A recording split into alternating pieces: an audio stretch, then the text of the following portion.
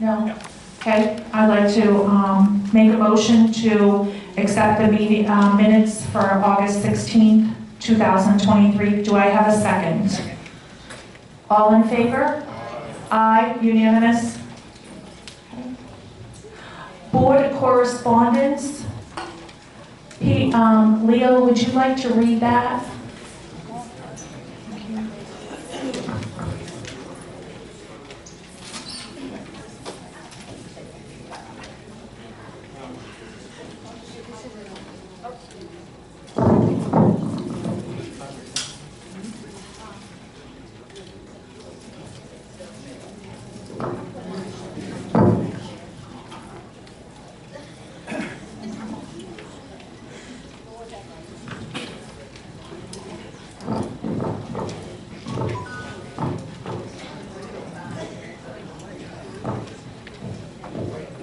Received September 6, 2023.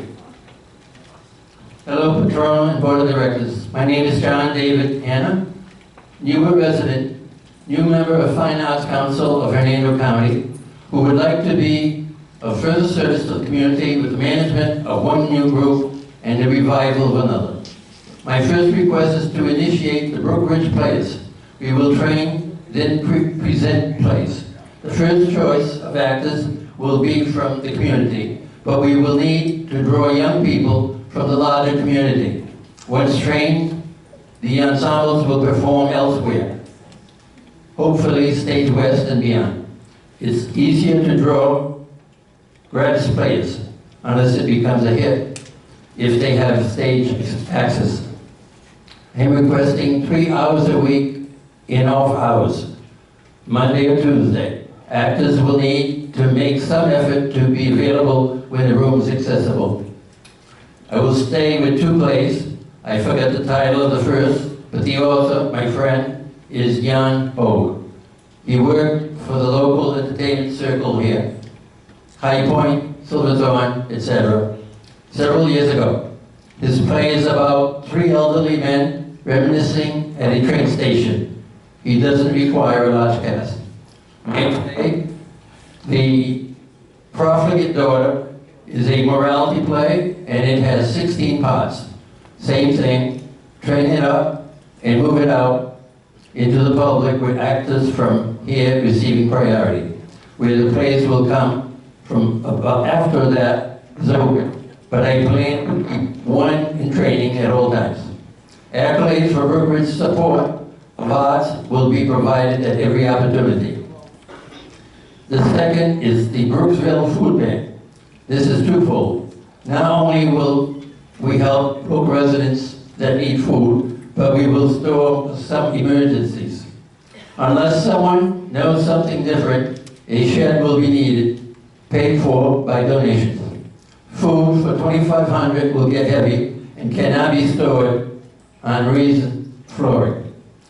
A once-a-month meeting will suffice, and I have little preference as to where or when. Donations and stock can be tracked on my website, where all transactions through my nonprofit LLC, Arts of Royal Highlands.org, are posted. Accountability reports can be provided to the board or anyone assigned. Thank you, John David Hanna. Patrona, I think you had looked into the time frame, and that's not feasible at this time. We cannot tie up. I'm sorry. We cannot tie up the North Hall. Mike and I looked at this thoroughly, and there's no time that we can tie it up that many hours through the week, or especially if we're not on a schedule. Okay.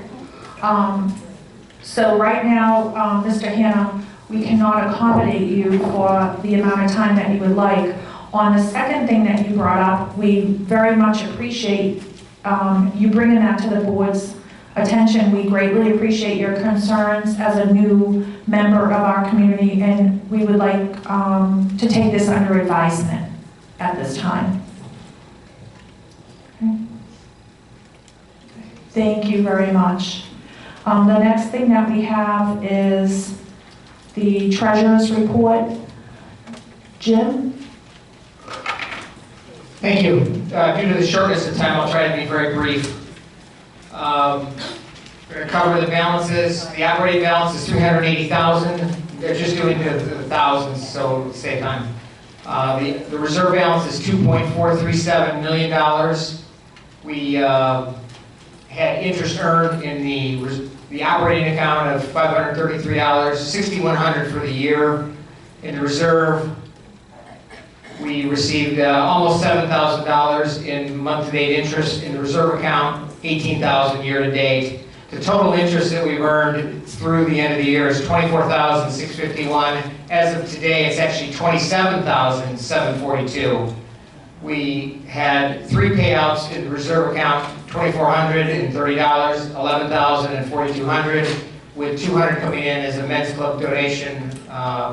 That's the revenue donation that came in. That was $200 the men's club graciously donated for the signs that came out for the no parking as well as the evacuation.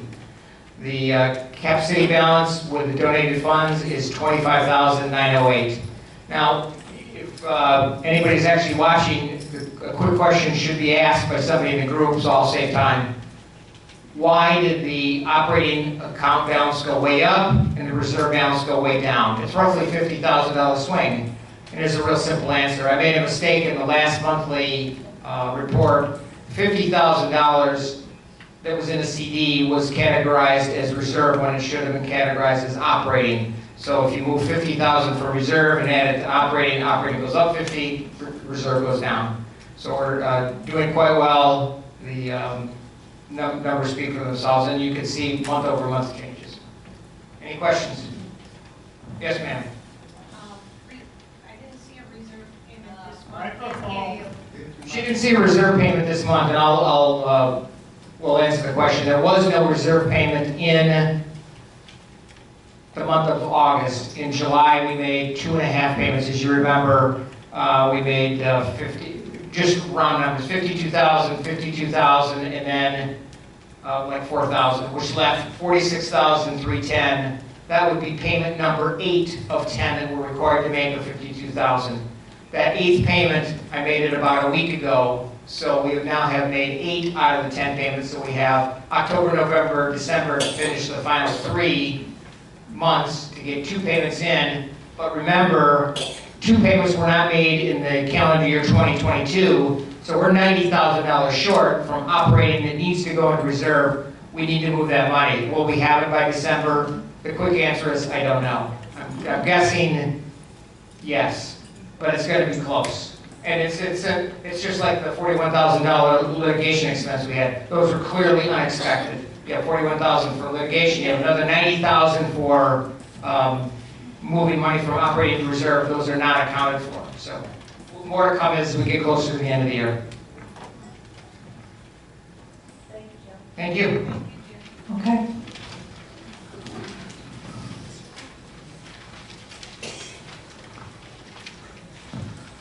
I know we're trying to stay on track tonight because we have our guest coming regarding the development in the front.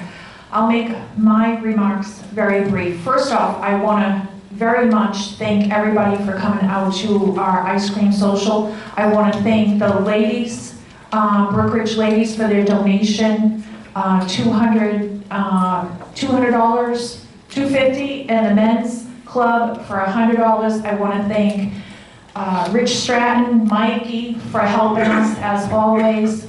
The board, we really enjoyed serving you. We plan on doing this every quarter. And we're thinking about once the weather cools off, maybe we have a chili cook-off with some door prizes. So we're gonna go ahead and work on something like that. Want to bring you up to date because I know Fleetway is a front and center. I spoke with County Code today. Their process is a longer process than our process. They have to do increments of 30 to 60 days depending on the violation. We've had movement on our case already in court. There has been some more filings. That person is still within their 20 days, and that clock is ticking away. Once that clock ticks away, we will be set to go and get a court date to go to court. County said to me today, Mr. Peters, that we would be in court before they would get to court. I asked him if he would consider doing an expedited demolition permit once we got to court. And he said that he definitely would because of unsafe and unsecure building. So that is the road we're going to go down for right now. But we are moving down that road, and we hope to get a court date here probably within the next, I would say, 30 days. But you can also get online and see all the paperwork that we filed. So just want to thank everybody for coming out tonight. We want to thank you as always for your support. Without you, we would not be here and be serving you, because that's what we want to do. We want to continue to serve the residents, and we appreciate every single one of you that come out. Thank you.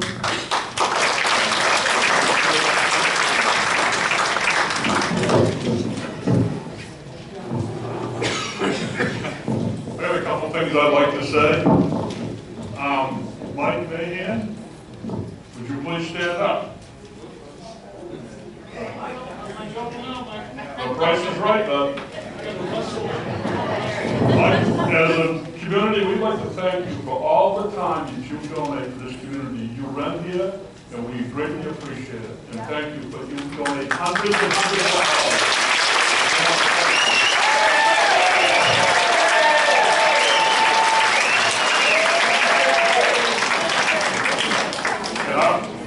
I don't know the thing.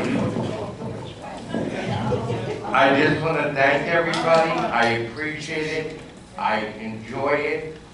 If I didn't like it, I would not do it.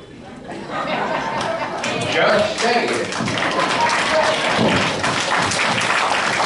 And also, the Monday night entertainment is run by Dick Terrio. Thursday night, excuse me, well, I got the days wrong. Monday night is run by. We have the Monday night, the Thursday night entertainment has replaced every speaker in here. Probably, if we had to pay for them, it would have been around $5,000 to $6,000. They donated all the money, they helped put them up, and they should last us 20 years. And I think, Dick, thank you so much to you.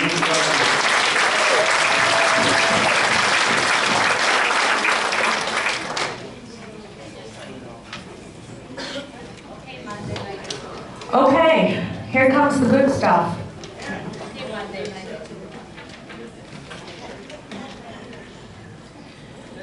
The appointment of Arlene Hearns as general manager.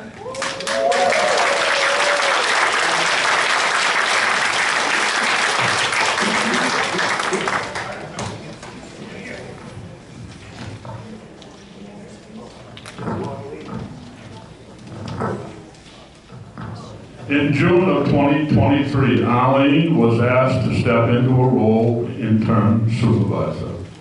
She was taking classes to get her CAM license. She has completed the class, passed the CAM license on September 6, 2023. The board would like to officially offer Arlene the position of general manager of Brookridge.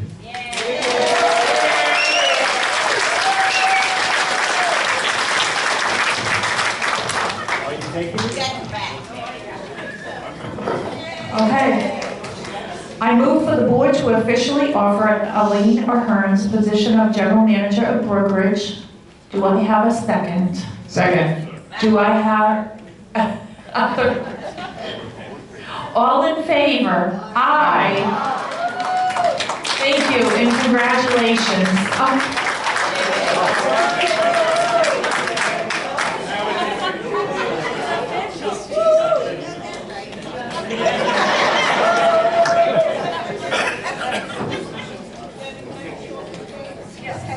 Thank you so much, everybody. I appreciate it. It's not a hard class, but it's very detailed and meticulous. And I want to thank the board for this opportunity again.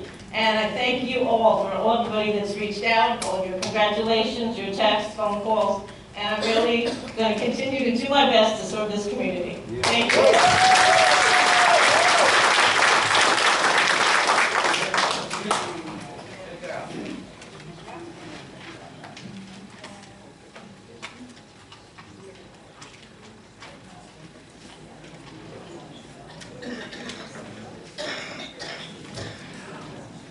We have some new unit reps with us tonight, and if people are not aware of what the unit reps do, all of them will gladly tell you what they do. They help the board tremendously. They're like a liaison for us. They help us with things that we need help with as far as if we're doing meetings, things like that. They help keep the clubhouse open and running for us. They help wherever we need them at a moment's notice. They will, if you need us, call us. They're a great group, and if you're interested in joining the unit reps, please see any one of those lovely young ladies. But we have some unit reps that are brand new, and we would like to go ahead and swear them in. And Leo is the representative, the liaison, so he is going to go ahead and do that. First, we're going to make our motion and stuff.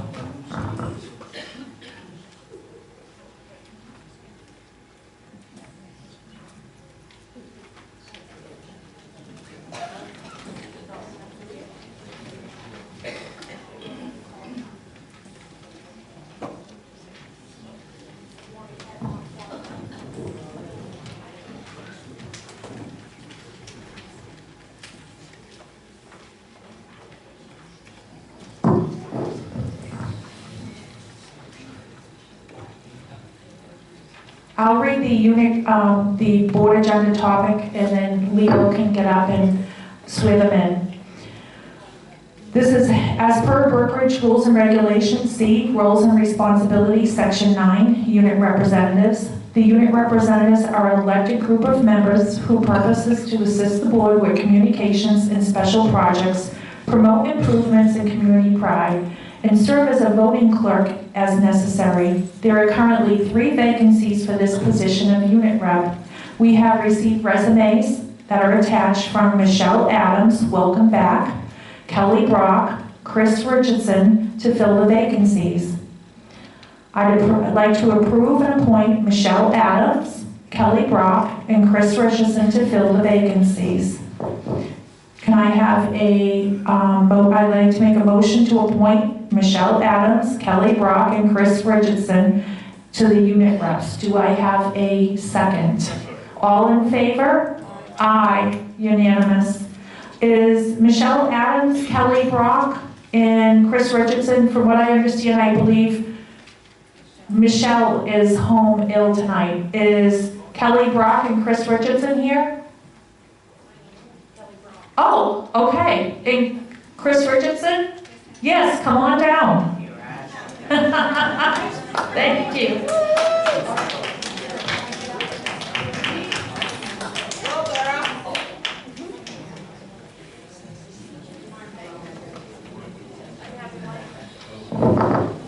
Raise your hands, please.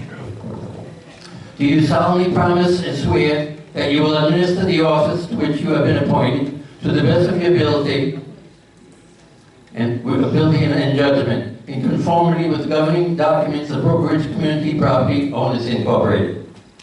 That you will, in all your acts, be governed by the principles of honesty, justice, and fair play, and in every manner possible, endeavor to promote and safeguard the best interests of the citizens of Brookridge and the welfare of its membership. Do you so swear? You may lower your hands. By virtue of the authority conferred upon me, I do hereby proclaim you as duly appointed and officially installed in the office.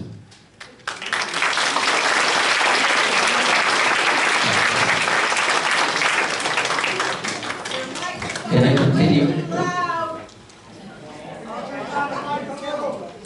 It's way too loud.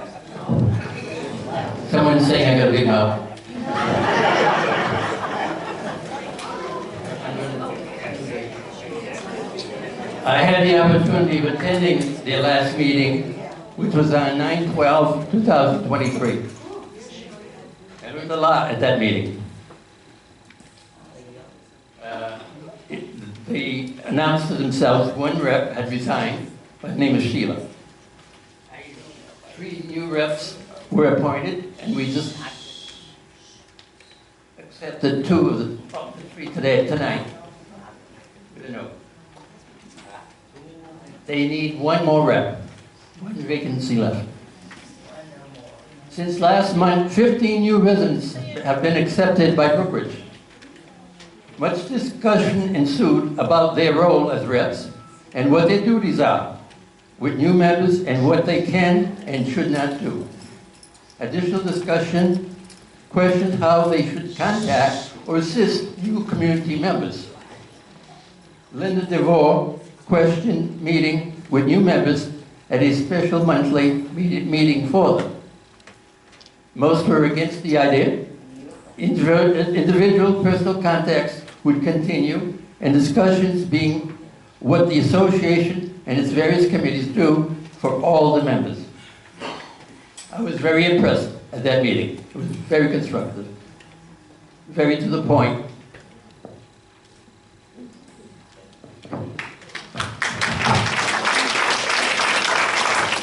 Thank you, Leo. Millie is going to go ahead and pass on the vendor safety issues, just so that we can try and stay on track for our guest.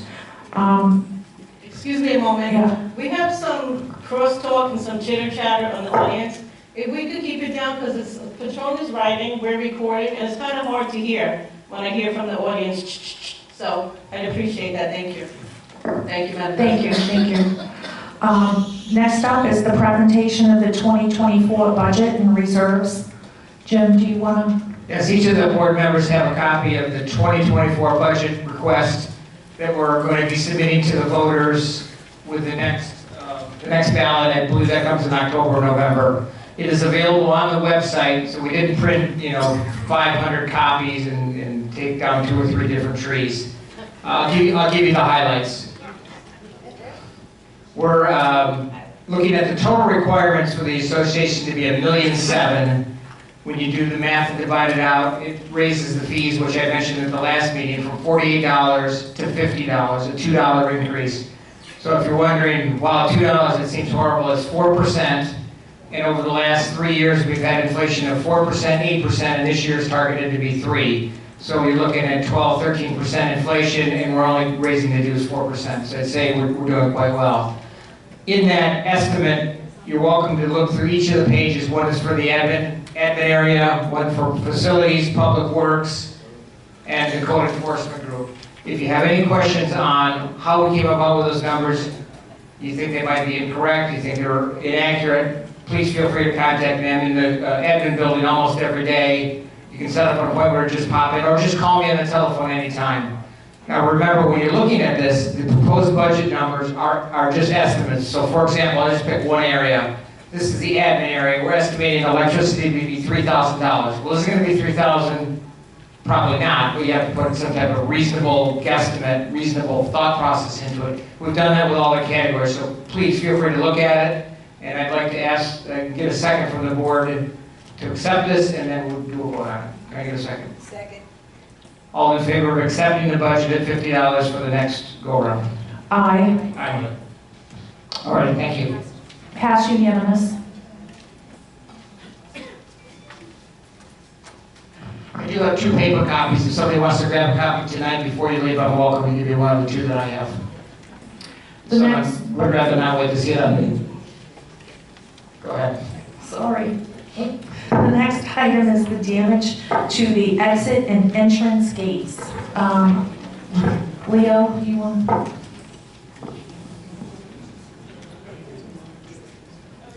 If a resident or a guest of a resident hits the gate and it requires the vendor to come out to fix it, an invoice of $250 is sent. After speaking with our new vendor, he indicated that there is a lot more involved, time and parts, and the price that should be charged is $650.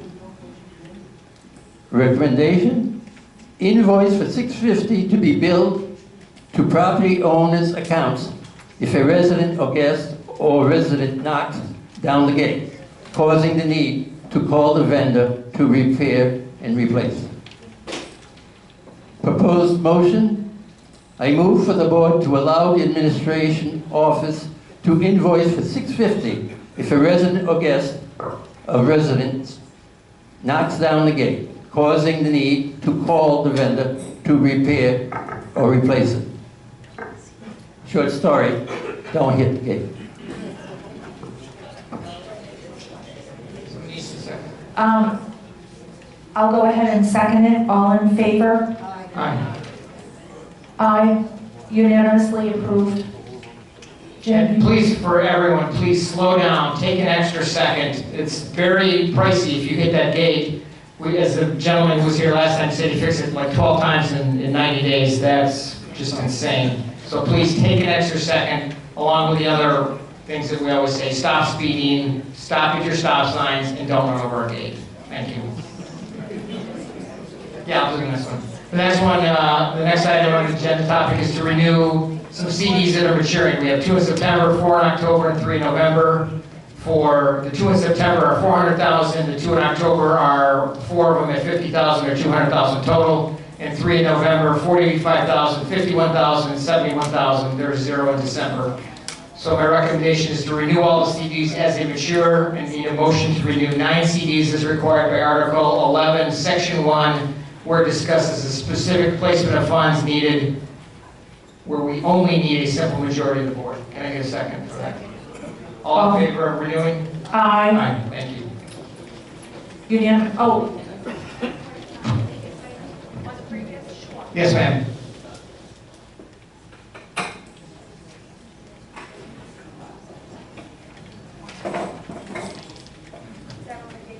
Yes. Okay. Becky Cornwall, uniform.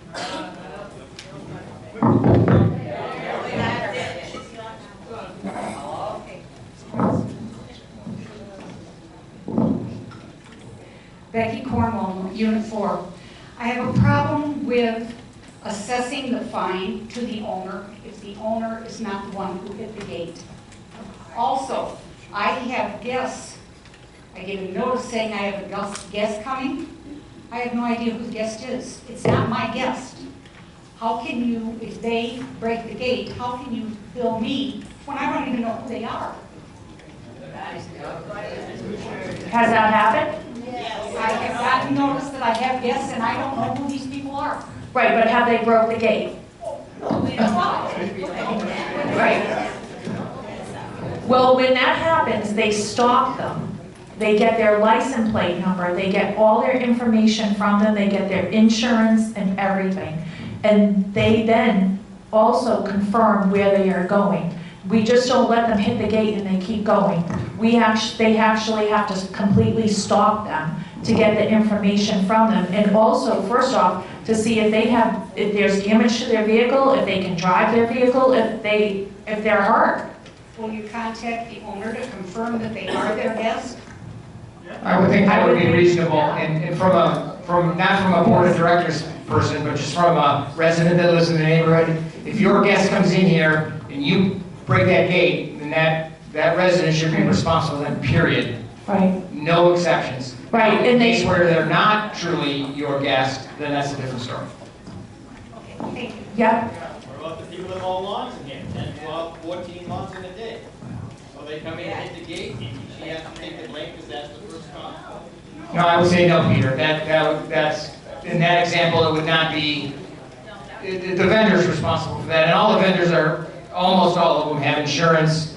So ideally, this is a moving violation. When you hit that gate, it should be something that you're putting on your insurance. And the least worry that I have is the vendors. My greatest concern is people who just aren't paying attention, trying to do it quickly, not paying attention, and run into the gate. But that's a good question. Thank you, Peter. Sure. The next item I have is I just need some approval for, actually we don't, but to keep full transparency, we're looking in the pool area to get 7 tables and 7 chairs. These chairs need to be replaced. They're old, they're broken, they're decayed. Our recommendation is to purchase 7 chairs, 7 tables in early October, and there's a reason for October, and I'll get to that in a second, for roughly $4,234.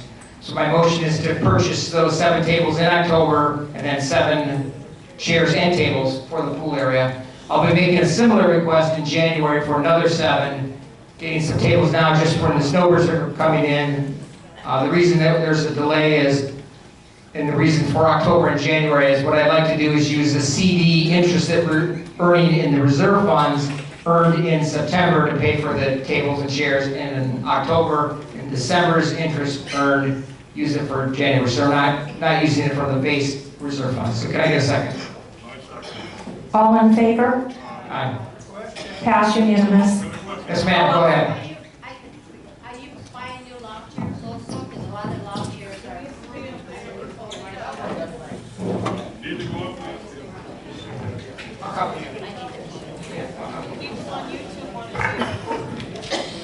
Already on.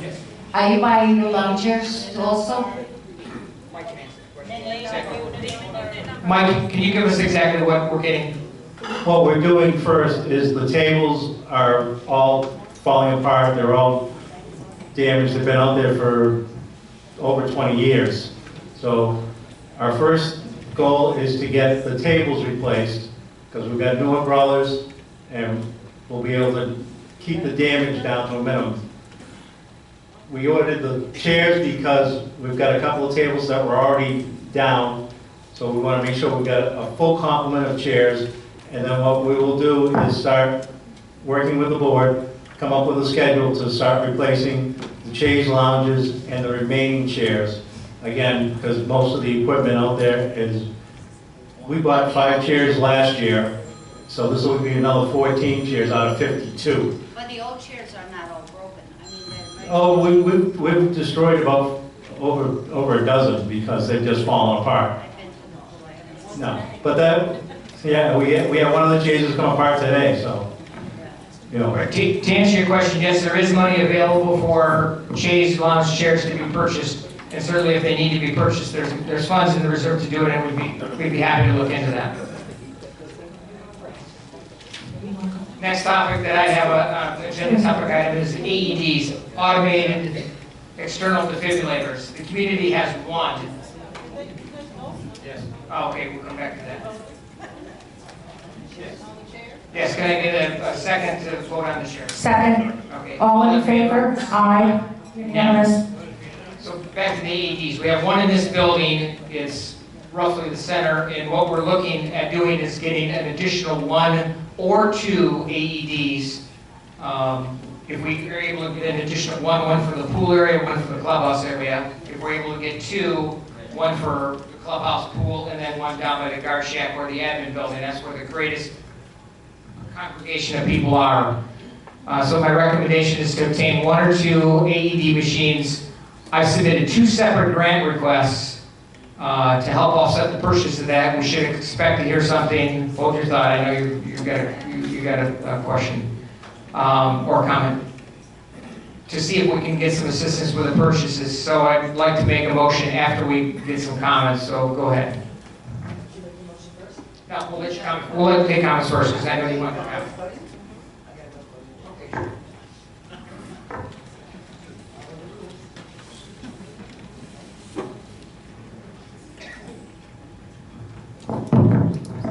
Mary Story, Unit 6. First, I'd like to thank the board for their diligence in taking care of the issues previously cast aside by former boards. It should be very clear to our residents that they truly do care about this community. I hope you are planning to place the same diligence on the purchase of the AED unit. As a board, I'd like to ask you if you've ever read or heard of Florida Statute 76.1325, Cardiac Arrest Survival Act. Florida Statute 768.13, the Good Samaritan Act. Florida Statute 401, Section 295, Automated External Defibrillators. These statutes all apply to people, associations that are governed by the 720s. On one hand, as a board and a community, we do have grave concerns over the welfare of our residents.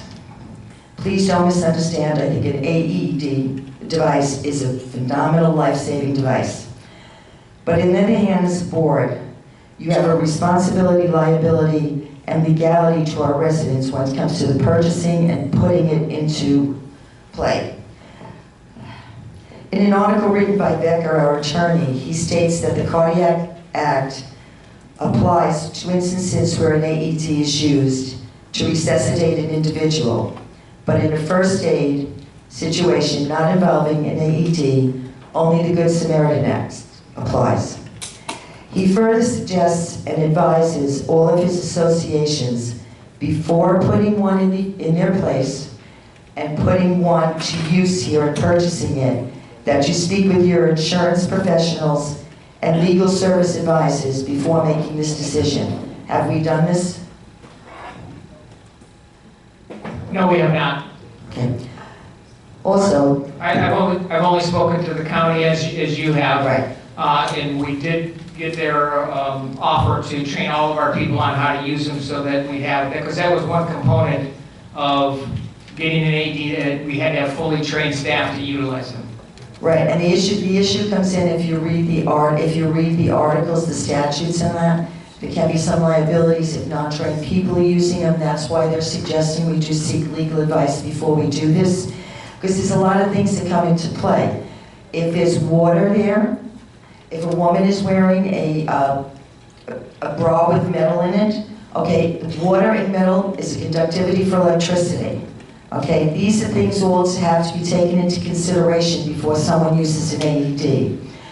So what I'm actually is asking for this agenda item, that we consider tabling it until we're able to fully check out the responsibilities, liabilities, and legalities of purchasing it, installing an AED in our communal property. Please, before you make a decision, let's be sure everybody's protected. Thank you. Right. I don't have a problem with tabling it. I think though we should still move forward with looking to see if there's any grants or anything that we can apply for it.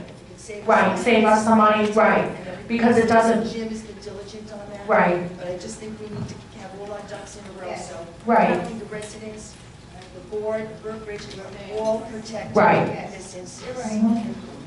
I agree as well. Val, did you want to say something? How much and from what fund? We don't know.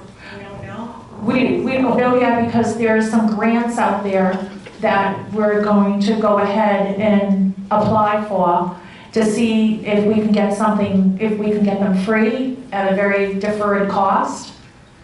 I submitted. Yeah. I submitted the grant paperwork a week ago, and it'll probably be 30 or 60 days before we hear an answer. Also, it was just suggested today that I contact some of the local agencies, United Way, American Red Cross. There's a couple other nonprofits that might be able to assist us either in getting a full grant or some way to offset some of the costs, or just getting a better price on it. Don't they usually cost like $2,000 a piece? No, yes. I thought they were around $1,400-1,500. Okay. But we're in the ballpark. And what funds would we use to pay for this? That's probably going to come out of operating. Okay. As much as I would love for it to come out of reserve, it's got to be an operating, and which is why we're trying to get the grant to keep from using that money. What I don't want, and I think everybody in this room would agree, is that you're at the admin building, somebody walks in to make their payment, they go down, and we don't have a defibrillator, and 5 minutes later, they would have been shot with it, and everything's good. We don't have it, and they pass away. So I would have trouble sleeping at night for the rest of my life if that ever happened. So, I mean, there's a balance here. We want to protect the community. Mary's made perfectly good points. We have to protect the community because if there ever was some type of lawsuit, the community's on the hook for that. So I'm fine with tabling it. Yeah. Okay, I make a second. I'll second it to table the AED motion. All in favor? Aye. Unanimous? The last item that I had is to talk about bocce ball court. We have a bocce ball court that is in great need of repair and replacement. It's probably 1 million years old. So I had a couple questions that I wanted to put as agenda items. What's the best option to fix the court? Do we use the resources that we have in either the public works or the clubhouse? Again, it's basically a lumber job where you're cutting wood and putting it together. So kind of a layperson could do it, or do we just hire a contractor, or do we look at doing something where we have some of our folks maybe tear it down and then have somebody build it back up? Again, trying to keep the funds, the usage of funds as low as possible. So what I'm looking for is some comments from the board, what their thoughts might be. I agree, it's well overdue. It looks horrible out there. I thought, Mike, not to put you on the spot, but was there a place out of Orlando that you had contacted to see? Do you have any updates on that? No update at this point. The other major problem with the bocce courts is drainage. We would have to tear the whole thing out and then probably trench down and install some kind of French drain or something like that. So we're looking, it does need to be replaced. It looks, it's not fair to the residents that do enjoy bocce ball and like playing it, that they have to play in something like that. I guess what I recommend to the board, if the board's okay with it, is for us to do a little more research, see what our people can and can't do, and then whatever we can do or shouldn't do, or is better done by a professional, we get some estimates and then present it in the next board meeting. I agree, yeah. How do you all feel? Anything? I think that's what this thing doesn't work. No? I think it's a good thing to table it, and we can research it more. Leo agrees to. Okay, well, let's just table it, we'll bring it up, we'll do some research and get it at the next meeting. Okay. Okay, thank you. Oh, I'm sorry. I just have a quick question. Yeah. Where is it? It's right out there until to the left. Okay. Val, you did? No? Where? Okay, all right, thank you.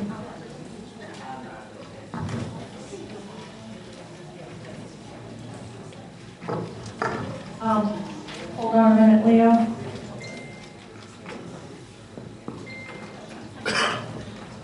The next item on the agenda has to do with an incident that took place at the admin office. Leo, do you care to read that for me? Thank you. Topic. On September 13, 2023, there was incident at administrative office with property owner Gail Metcalf, violation of rules and regulations, Article 10, Paragraph 1. Recommendation to permanently trespass Gail Metcalf from the administrative office. Proposed motion. I make a motion to permanently trespass Gail. We'll just discuss it, and Ms. Metcalf is here, that she would like to say something also. So, Ms. Metcalf?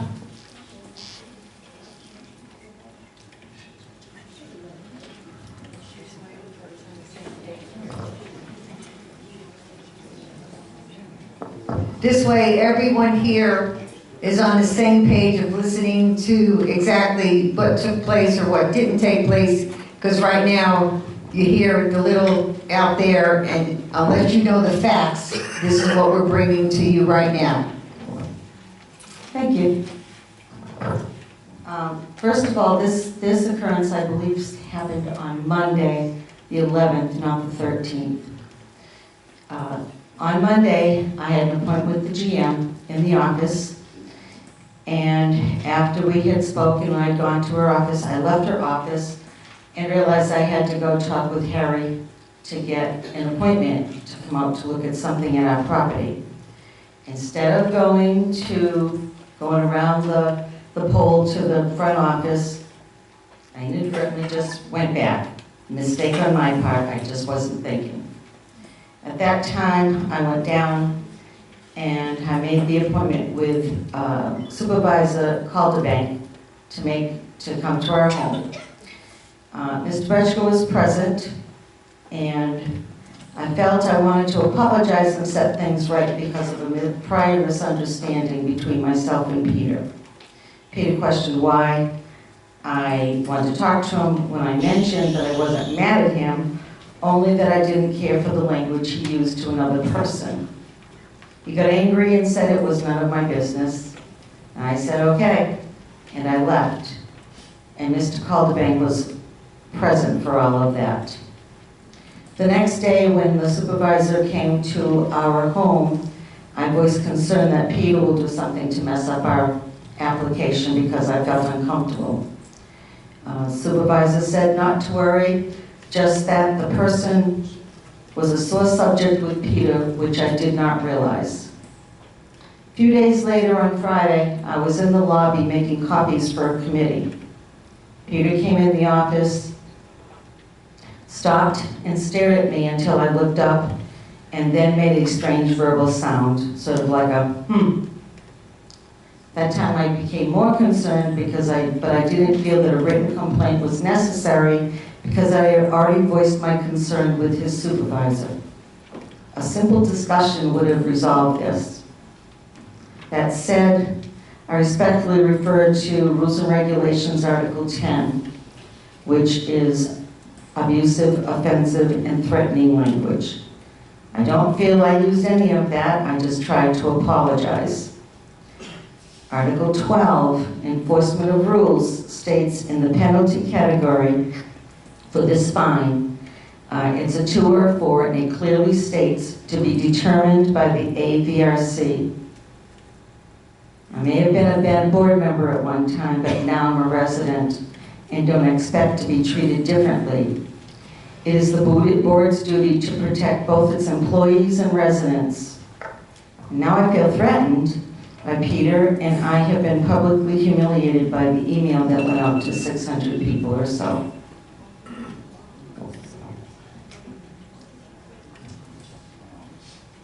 Your 3 minutes is, okay, thank you. Okay, no.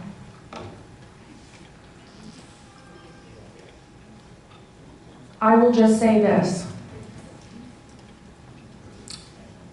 As the president of your community, I have 45 employees that I am responsible for on a daily basis for their safety and their well-being. I do not take that lightly. I am also an employee of the county. Employment laws are very strict. If an employee feels threatened, I must immediately do something to protect them. The resident feels threatened, so the best thing to do, that employee must be able to come to work every day in a welcoming and safe and secure environment. Best thing to do is separate them. So therefore, not to have Ms. Metcalf come in the office while Mr. Peter is performing his daily duties. I can't tell one person to stay in one part of the building and another to stay in another part of the building. And I'm not going to do that. Code enforcement has the room of the building. They go every place. They have to speak with everybody. The rule for going in the back was made by the previous board. You should not be going in the back. Reason being, first off, it's computer security. Second, it's extremely sensitive material back there in which you could be calling and discussing maybe a very serious issue. Maybe there was a domestic violence at your home and you're trying to explain that to the code enforcer so you can get the barcode or something like that. Or you can't pay a fine. No one should be back there.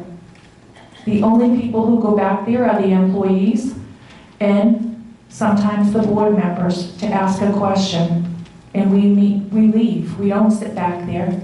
They're doing their business, they're doing their employment. So because of that, I made the decision to not have Miss Metcalf come in the building. If she felt threatened, then she should have approached him. I am, again, the buck stops with me. I am responsible for all 45, and I take that job extremely serious.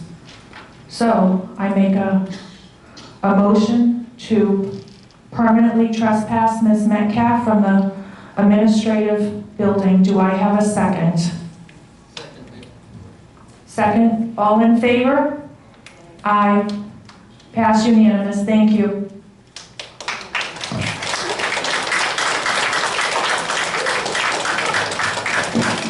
Madam President, can I just be recognized for one moment?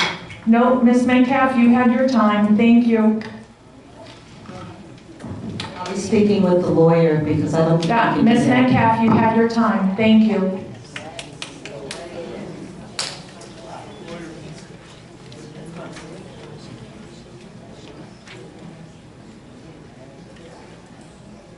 Okay, final thing on the agenda before we have our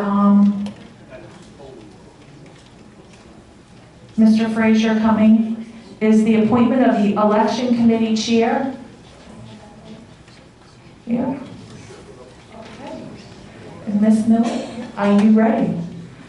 We have Hope Campbell, and also we have a whole bunch for the election committee. So we'll get reading. Everybody who's on the election committee, can you please stand up and come over to the side over here so Millie can go ahead and swear you in. And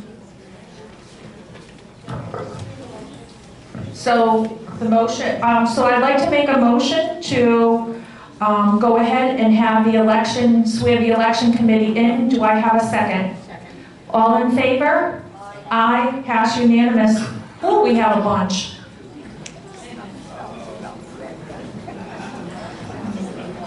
Yeah. Is it? Yeah. Over here.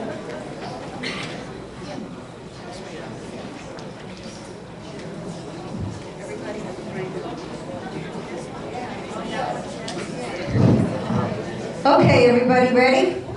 Here we go. Will you please raise your right hand and repeat after me? Do you solemnly promise and swear that you will administer the office to which you have been appointed to the best of your ability and judgment in conformity with the governing documents of Brookridge Community Property Owners Incorporated? That you will, in all your acts, be governed by the principles of honesty, justice, and fair play, and in every manner possible endeavor to promote and safeguard the best interests of the citizens of Brookridge and the welfare of its membership. Do you so swear? And then put your, I do. And then you may lower your hand. By virtue of the authority conferred upon me, I do hereby proclaim you as duly appointed and officially installed into the office. Congratulations.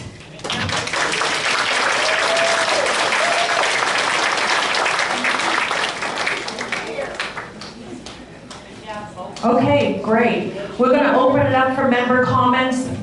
Now, we have no comments right now until we have Mr. Frazier for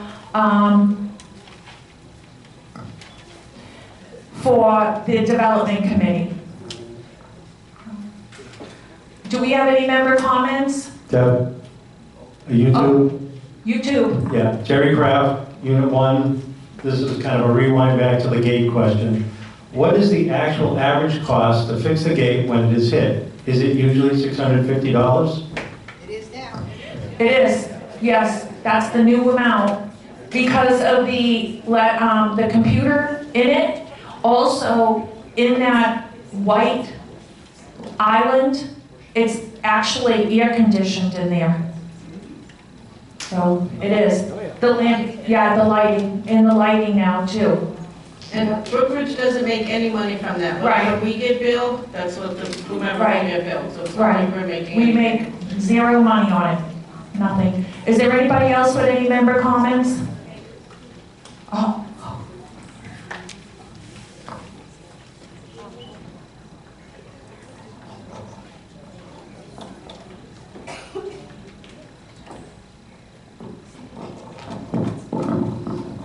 It's on? Can you hear me? I just want to address the issue. I'm just, you know, about Hope Campbell, Unit 2. I just want to address the issue, if there's any comments out there amongst people on the size of the election committee. We are a bit leaner than we have been in other years.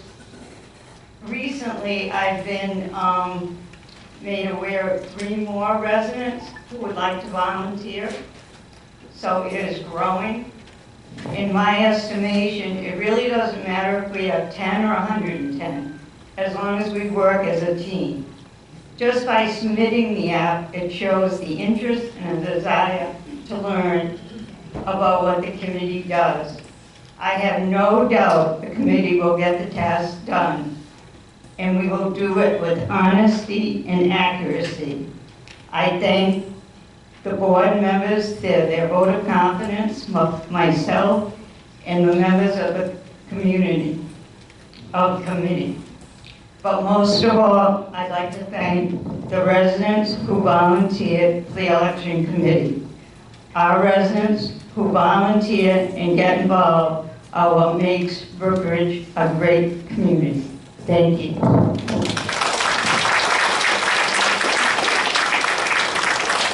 I do have one, is there a Roger?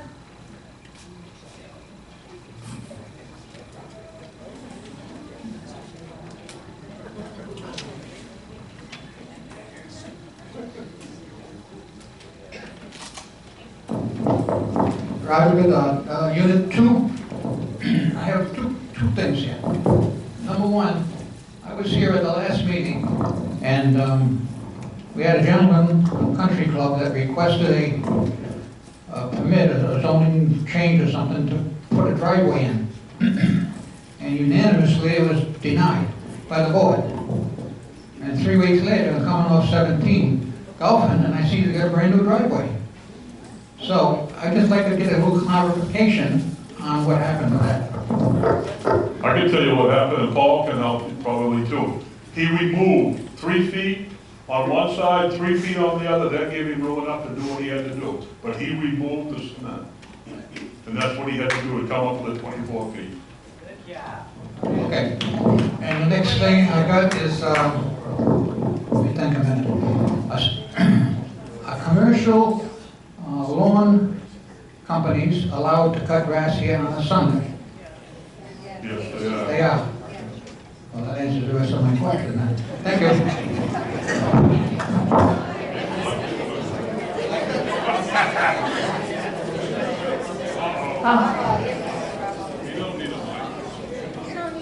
Rich, we know the car show is coming up. October 5th. No, October 8th, the 15th. The 15th. The car show is October 15th. And you better come or we're coming to your house to get you. October 15th, be there or be square. Let's face it. A lot of cars, a lot of vendors. If by chance you don't go to the Dodge dealer or Nissan dealer for anything, they're coming here. They're going to bring their cars out here, just like in 2017 with the Chevy dealer, and they sold 2 cars off of it. And I made sure, talking to the general manager, that they got a good deal. We told all the hold back on the deal, all the extra money on the deal, and they were happy. So come on, have a good time. Mansfield's going to cook, and a lot of the big trophies, and we have share the wealth, so we have a good time, and all drivers eat for free. Thank you. Kathy Stitchers will be here. I'm sorry. Kathy Stitchers will be in here. So we're going to have the Chinese auction, and the blood bank will be here also. You want to get some blood? Come on up, give the blood. That's for free. Okay, October 4th, right here in the clubhouse, we have the horse races. And as one lady asked me before, well, what can I help with? I said, feed the horses in around back. She thought we had some live horses back there for the horse races. I took care of her. And also, don't forget the 14th, Saturday is breakfast with the men's club here. So if you need a ticket, get a hold of the men's club. They'll be selling tickets here Tuesday and Thursday. We can rock and roll. Thank you. Thank you. Debbie, may I make a comment, please? Sure. Just want to tell everyone that on October the 20th, here in the clubhouse from 10 to 12, we will have Pine Brook Pharmacy here. They will be having a vaccine clinic. He will have pneumonia, flu, the new COVID, whatever, shingles. He has the shingles vaccine as well. He will be here October the 20th. He also will go to someone's home if they're not able to get out and come to the clubhouse. All we have to have is someone call in, let us know, either before that day or on that day, so that when he leaves here at noon, we can send him to their homes. Do you need an appointment or do you just show Just up? walk in. What time? From 10 to 12, and bring chocolate for my office. Can you give them his name?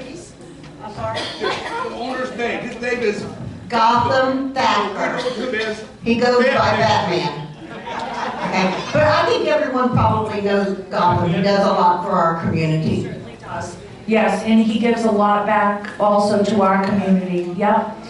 Is there any other member comments before we adjourn? Why don't we, I'll adjourn the meeting, we'll take a 5-minute break so that we can clear off and welcome our guest. So, make a motion to adjourn the meeting. Do I have a second? All in favor? Thank you everybody very much. Hope you stay around.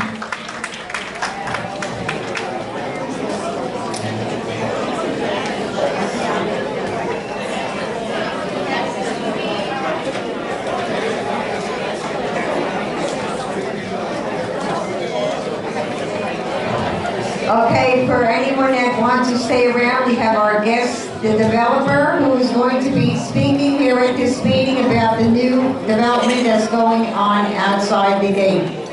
So we appreciate if you stick around so that if you have any questions on the businesses that are going to go in and when they're going to start, please stick around. Thank you.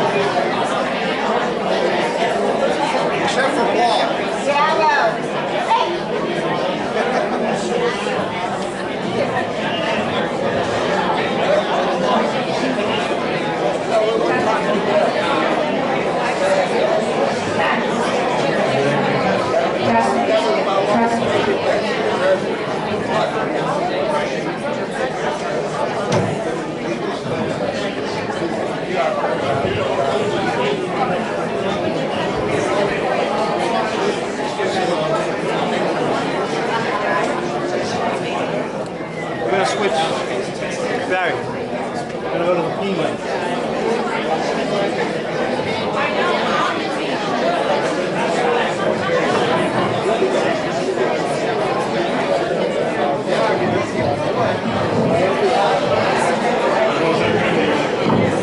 everybody. Where?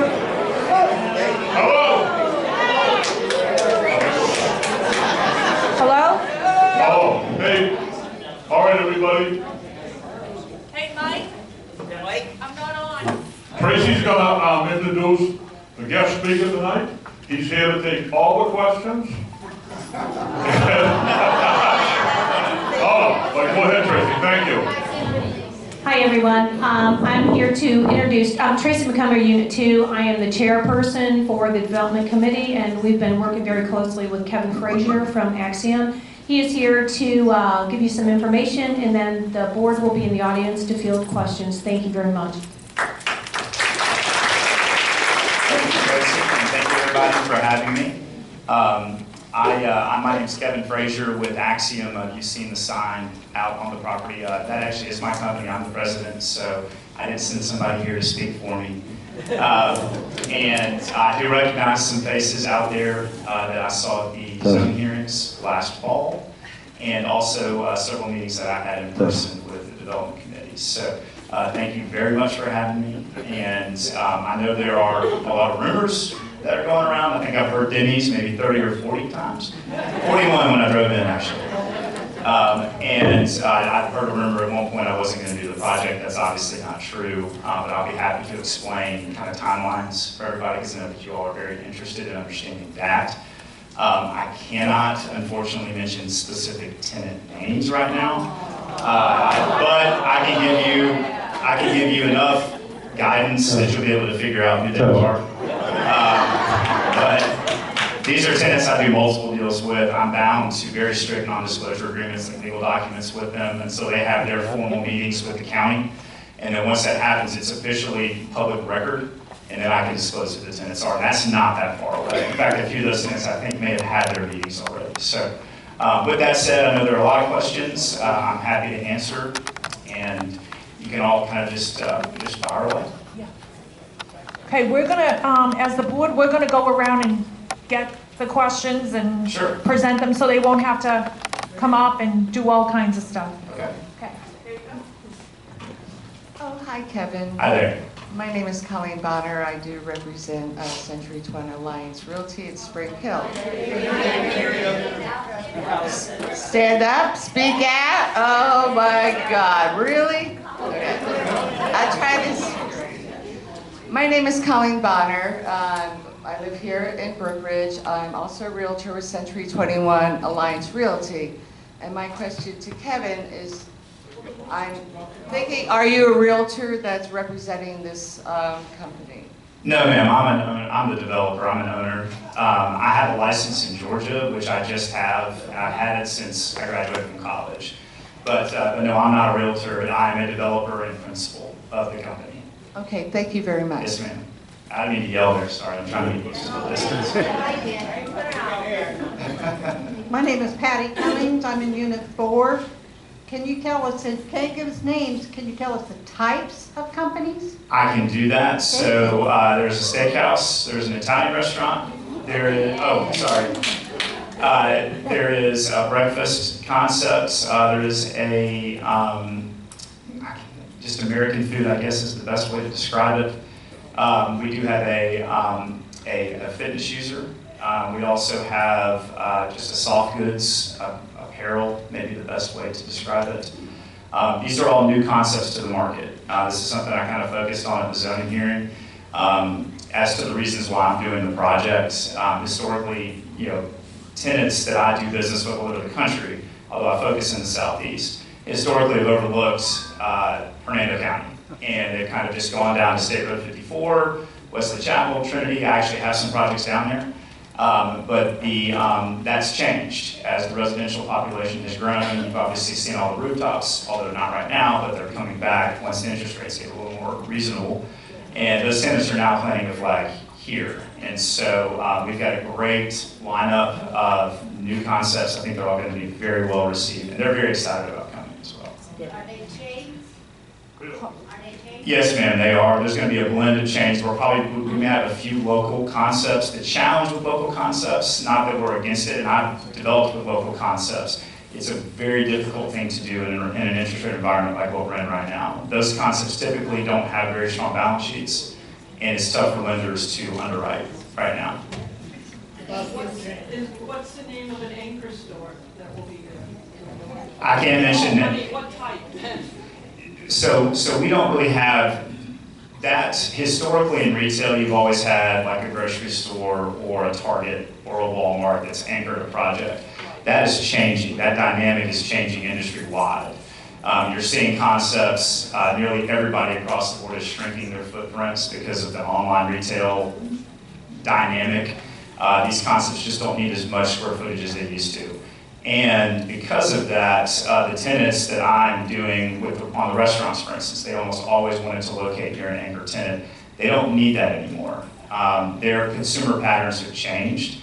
What they're building off of and really feeding off of is all the critical mass that's already on State Road 50 and just capturing that, the existing consumers. And those consumers that will come down from Crystal River with the extension on the Sun Coast, and as everything kind of fills in between 52 and 50. We're not having any grocery stores? No grocery store right now, but that's not definitive. So I've still got a couple of pads left. Can you talk about where the entrance would be? You're in and out going into the... So we have 3 different curb cuts on State Road 50. There's probably 2,500 linear feet of frontage on my property. And so I'll have 3 access points directly on State Road 50. There'll be an access point on Grove Road, and then there'll be an access point on Brookridge Central. So there'll be 5 access points, 5 points to get in and out of the property. I knew that question was going to come up. So with golf carts, I don't know, for those of you that have read through the ordinance, there was a condition of my zoning approval with the county last fall that I had to work with the community with respect to providing an access point for golf carts into the project and including a gate. So I stood by that promise that I will absolutely work with the community on that. There's a part of that I cannot control, however. The legality of golf carts on the road within the community specifically. I don't know what this community designation is with respect to that. That's something that the community would have to handle. I can't get involved in that because I'm not an owner of any property in the community. But what I've said from the outset and will continue to do is that I will work with the community on that. So I'm really taking my guidance from all of you. I'm happy to do it. I've designed it to accommodate golf cart traffic. But again, that's going to be something that the county is going to have to opine on and that the community itself internally will have to opine on. Excuse me. I'm Antoinette, Unit 3. I have a question. That was my question was the entrance off of Brookridge Central. Yes, ma'am. How is that going to affect us at the gate?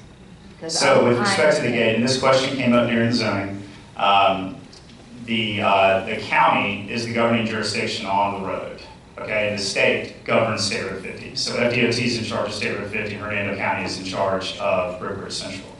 And what I've been required to do is to widen the lanes coming into State Road 50, or excuse me, coming into Brookridge Central off of State Road 50.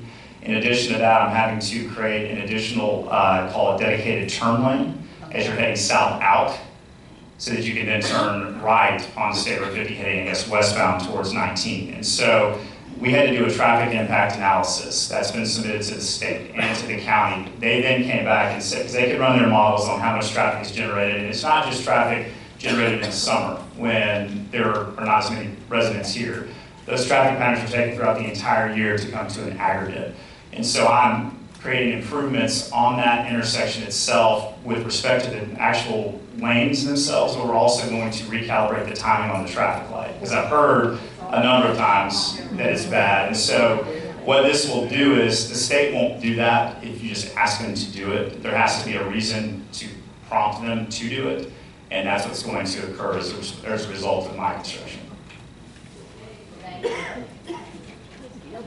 I got a quick question. Yes, sir. I seen on the plans a storage facility and a lube shop. So we are allowed by right in zoning to do both. And with respect to where we are with those tenants right now, I can't answer that. That's just, there's nothing I can really say at this point about it. Nothing has been said. But I am allowed by right in the zoning to do that. But we were originally told it would be high-end shopping in that center. The original.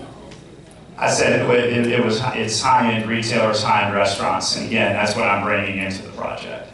Yeah, well, how does a storage facility and a lube shop fit into that? It's a 30-acre project, and those are two uses of what would ultimately be 12 or 13 total uses. So it's a small percentage of the overall project.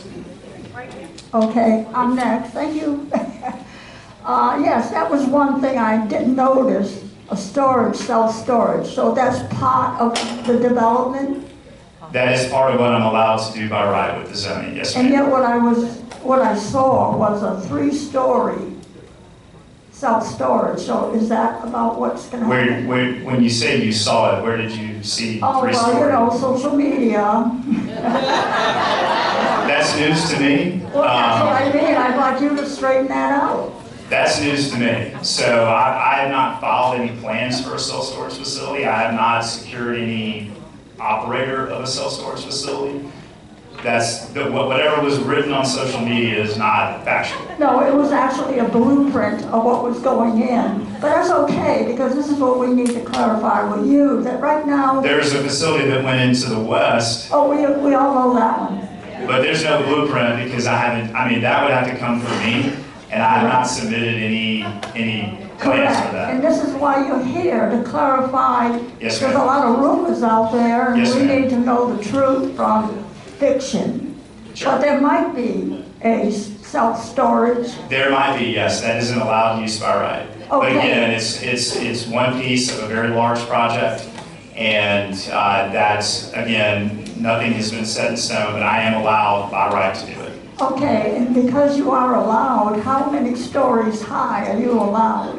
That, again, is a question specific to the ordinance that I don't know the answer to off the top of my head. Okay, I'm not that well versed in the ordinance. My civil engineer is, but I'm not. I apologize. Okay, no, it's because we have one at the other end. Yes, ma'am. And I have one more question.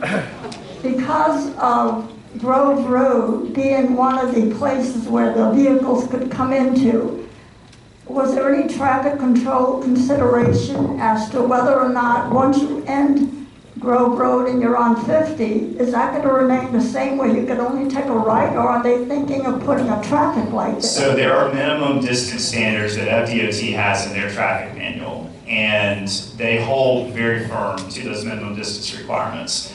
And typically it's a minimum of 1,500 feet.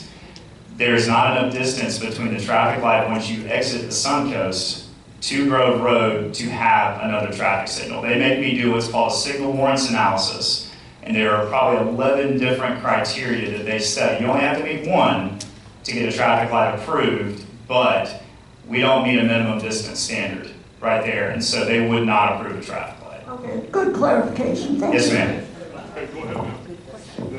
I was wondering, when is your project going to start? So I knew I was going to get that question. That's probably one of the biggest questions.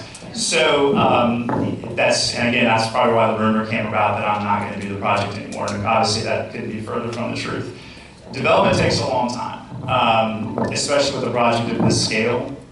And there are certain steps I have to go through with Hernando County before I can even put a shovel in the ground. And those steps just take a long time. I've got 30 acres that I have to develop out there. I have to get permits from 4 different jurisdictions, not just Hernando County, Southwest Florida Watershed and Management, State DOT, County DOT. So, and that process started in February, right after I got through the, well, not right after I got through the zoning, but not too long after that. And so that process is ongoing. I have filed for my permits. I was originally, and I may have mentioned this to some of you in the audience, which maybe where the rumor came from that I wasn't going to do the project anymore. I originally had planned to break ground now, by the end of this summer. That got pushed back, and it's just a factor of the amount of time it takes to submit plans. The county, Hernando County, they're wonderful people, but everybody right now is understaffed and overworked. And I'm not the only person building a project in Hernando County, as I've come to find out. And so there's just a lot going on, and it takes time. Again, based on where we are right now, I would expect, because one of the questions I was asked was about Christmas decorations, and if you all could decorate your sign, you can go ahead and do that. I don't think I'm going to be doing anything by the end of the year, unfortunately. I think it's probably going to be early next year, and I will keep you all in the loop on that. As things progress, I've been down a bunch, just to kind of tell the county, hey, I'm still here, just to kind of keep them focused on what I'm doing. But again, it just takes time. Another question, once you get started, how long do you think it'll take to finish? Another great question. So typically, and again, this is just as a general law, I've been doing this for 15 years all over the country. Typically, it takes about 12 months to build a project because you've got a lot of infrastructure you have to put in under the ground first, and you've got to do grading, you've got to do landscape. There's just a lot that goes into it. So I would say on the fast side, 12 months. But in Florida, obviously this time of year, it rains every single day, and so dealing with the setbacks from not having enough dry ground to work with, it just takes time. So I say 12 months on the quick end, 18 months on probably about where it's going to be. Another question. Yes, ma'am. You're going to put a road in like halfway, in the middle of the 30 acres, right? So the county requires what's called reverse frontage roads, and that's a unique characteristic for Hernando County. I've never really dealt with it anywhere else. And the purpose of that road, so the answer, quick answer is yes, it's at the north part of the property, not through the middle. And the purpose of that is to keep, from what I've been told, again, I'm not an engineer, so I didn't design this concept, but to keep the traffic, if you want, to not have to get on State Road 50 to be able to traverse east to west without getting on the main road. And that's a requirement of every project. I mean, I sat there and listened to one residential developer go back and forth with the county for about 2 hours, and the county didn't budge. They're saying they're going to have their frontage road, and so there will be. I'm sorry? And you can't put a stoplight? No, ma'am.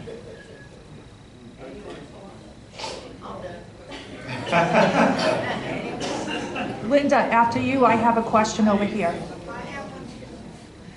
Vivian Blair, Unit 4. My question is, as far as Brookridge Central, are you doing the road project or is it Hernando County? When will that be starting? I am doing that. So that's another thing. The county's not going to pay for any of that. I'm going to pay for that out of my pocket. But that will be part of is part of my submittal to the county. And so when I break ground, I'm going to break ground on all of it at one time, because there's